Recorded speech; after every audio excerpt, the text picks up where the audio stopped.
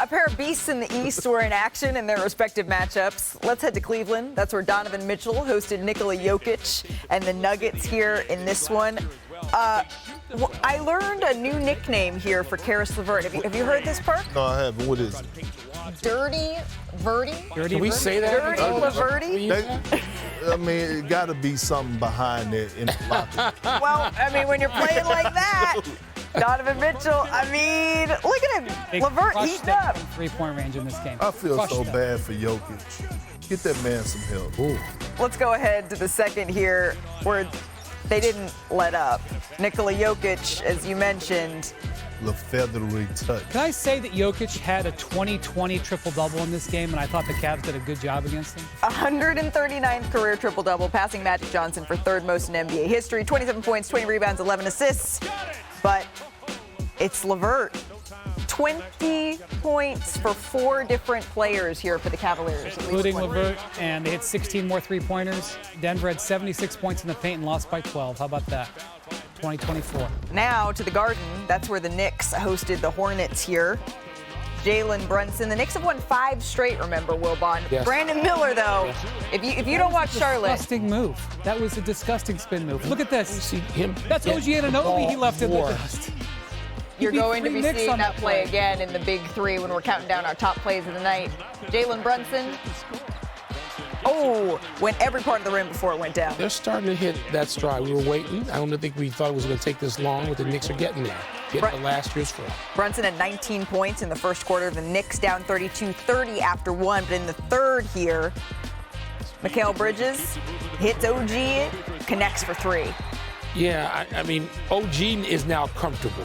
Remember, he was an acquisition, not any longer. He looks like a part of it now, right, Bert? Yeah, both him and Josh Hart. Remember, Josh Hart was struggling in preseason, talking about he didn't know what his role on the team is. I bet he knows now. How is that not a nominee? Well, Karl Anthony Towns is also looking mighty comfortable here.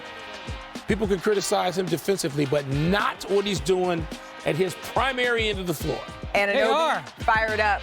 Here he is after the game with the mic. What was working for you in that third quarter? I mean, winning is fun, so when we're playing good.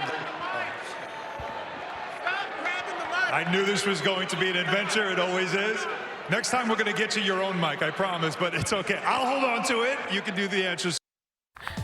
Good steals. What do you want me to say? Yeah, there you go. We all like holding the mic. The Celtics, they are the clear favorites in the East. This is according to Vegas, and they have even odds to win the conference. But look, the Knicks, the Cavs, close behind after that.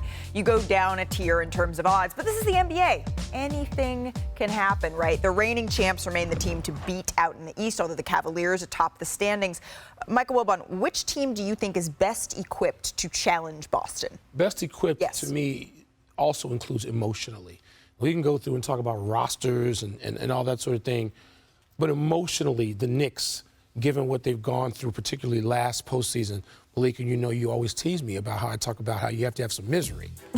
The Knicks had that. With all the injuries, as close as they got, I think the Knicks are, but I am falling in love with a team that is sort of off the board up there or further down the board. You know who that is? Orlando. And if you tell me that Orlando is going to go into March 1st healthy with Banchero and Franz Wagner playing like they are, I might hedge that bet. Huh? Look, you have to be perfect. You have to have a perfectly constructed team in order to beat the Boston Celtics healthy in the 7-game series. And when I look at the Knicks, when I look at the Cavs, and even the Magic, can they compete with Boston in the 7-game series? Absolutely. Would I pick them to win them, beat them in the 7-game series right now? I would not. Here's the thing.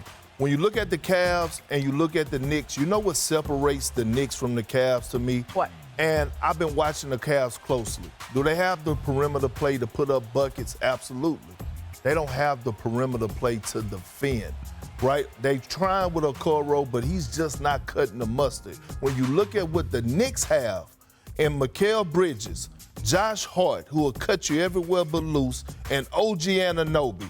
OG Anunoby, what he does defensively, I think is no other player in the league outside of him and maybe Drew Holiday, Derek White, that brings what he brings at that size and length. Bridges and Anunoby.